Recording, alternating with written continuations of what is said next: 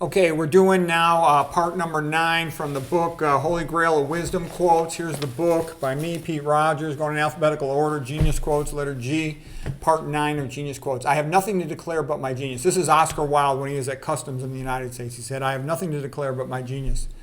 Genius lasts longer than beauty. And I think that's what I said to my wife. My ex-wife was really pretty and kind of stuck up. And said genius will last longer than beauty. It's true. Ridicule is a tribute paid to geniuses by mediocrities, Oscar Wilde. And I loved Oscar Wilde for an Irish guy being able to go into England where they hated him and be the best writer in the whole country.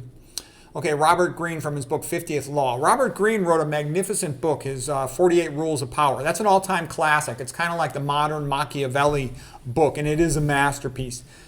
The 50th Law was kind of so-so. Mastery had some good moments, was kind of so-so. I mean, he had some good points. You learn best from individual tutoring and from an apprenticeship. That was good stuff.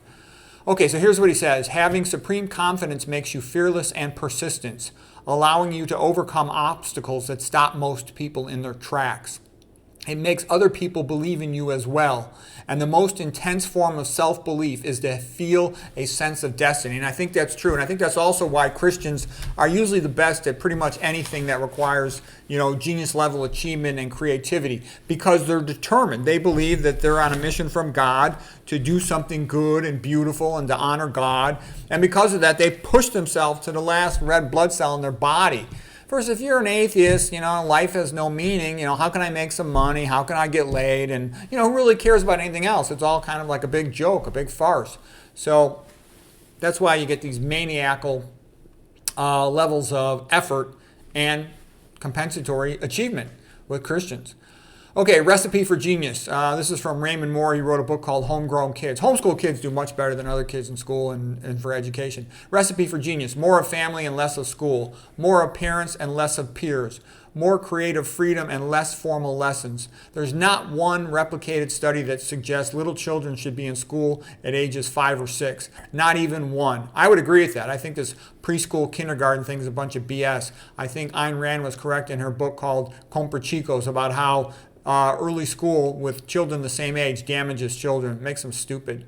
That's why they encourage it, because it makes them stupid. Get the mom out of the house, teach the kids to disrespect their parents, disrespect religion, waste their time all day long, make them stupid, make them interested in popularity instead of learning.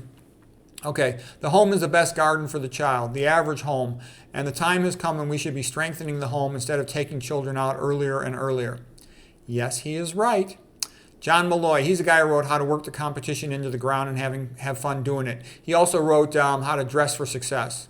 He's a smart guy, this Malloy guy. You have to risk being laughed at. People everywhere laugh at geniuses. And you have to face the fact that even if you make a breakthrough, it may cost you your credentials, your credibility, and your career. Risk-taking is an essential part of creativity. Creative persons have learned from experience that the world does not understand them. They eventually no longer expect to be understood by everyone. Yeah, and I think what I've noticed is the big sacrifice you have to make is you can't just do regular stuff because you don't have time. If you want to do high-level creative work, you're going to be busy all the time.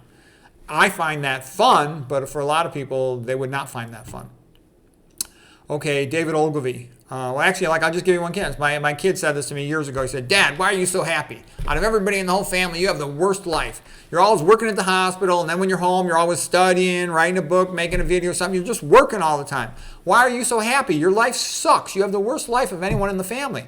And I said, no, because this is what I'm meant to do. I enjoy writing and teaching and doing all these things. This is sort of what I'm supposed to do. I feel like it's my destiny. That's why I'm happy. He goes, why don't you go to the beach with Mom? I'm like I really want to sit out in the sun all day long, waste my whole day and rub that sunscreen crap on myself? No, thank you. I can just go out in the yard for 30 minutes.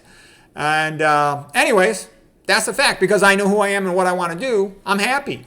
But other people, a lot of times, they don't know who they are in a sense, what they really want to do with their life. And that's a source of frustration for them. Okay, continuing on, David Ogilvy. There are very few men of genius in advertising agencies, but we need all we can find. Almost without exception, they are disagreeable. Do not destroy them. They lay golden eggs. Yeah, a guy who's really smart is going to be skeptical of most things. He's going to think most contemporary stuff is kind of weak.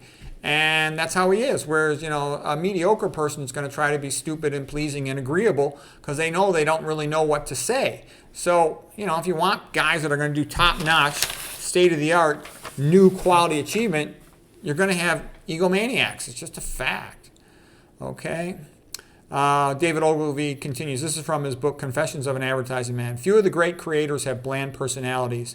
They are cantankerous egoists, the kind of men who are unwelcome in any modern corporation. Yeah, well, the modern corporations usually are, lefty, pinko, commie, homo, airhead, and they're going to try to make you do all kinds of disgusting, immoral things. And a person who's got talent, they've got options. They don't want all this BS, phony crap. So they're not going to, bow their head eagerly for any BS that is forced upon them at these modern corporations. These modern corporations, they usually have a monopoly on their field, so they don't care about quality or excellence. A person who's, a high-level, creative, smart person, they want quality and excellence, and that sort of thing tends to not be welcome in the modern corporation that has a monopoly. Okay. They use their monopoly status to play, games with DEI and all that kind of BS, which is really part of a bigger plan to get rid of the USA. Okay, Maxim Gorky, the higher the goal a person pursues, the quicker his ability develops. Yeah, you should have a big, high, long-term goal. And then, of course, you need short-term goals that are more realistic, achievable within weeks or months. But a good long-term goal, it drives you to push.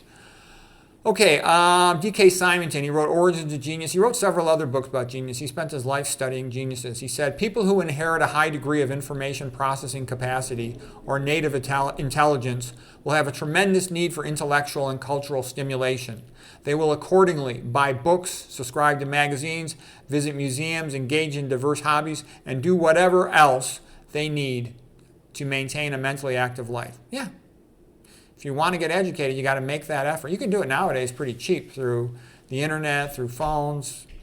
Jonathan Swift, when a true genius appears in the world, you will know him by this sign, that the dunces will all be in confederacy against him. Yeah, that's one of the things I was kind of surprised is that how many people are willing to do evil things. They just say, I'm following orders. And, people make fun of the Germans in the 1930s. But I can tell you, I see that all the time in America, people doing evil things by just saying, well, that's what I was told to do. So don't be like that yourself.